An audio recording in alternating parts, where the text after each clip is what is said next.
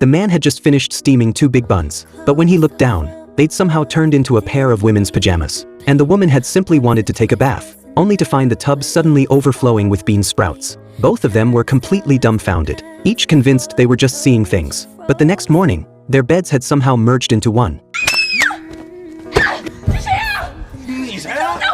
Once the initial shock wore off, they noticed something even stranger. The wall that had divided their 2 rooms was simply gone. What had been 2 separate apartments was now one single space. 2 doors had become one. Open it from the left side. And outside was a sunny day in 1999. Open it from the right. And outside was a rainy afternoon in 2018. Both of them stood there completely lost. But after going back and forth several times, the truth finally clicked. They were living in the exact same room, just in 2 completely different points in time. Mike lived in 1999. Ella came from 2018. For reasons neither of them could explain, the 2 timelines had somehow overlapped inside this little apartment, creating a passage that connected across time. Curious, they both opened the door at the same time, and the room immediately began shaking violently, the space between them shrinking by nearly 10 feet in an instant. They quickly let go and backed off, not willing to try that again. But then Ella had a thought. If this passage really led back to 1999, why not go back and see her younger self? So she stepped through, and found herself in the neighborhood where she'd grown up.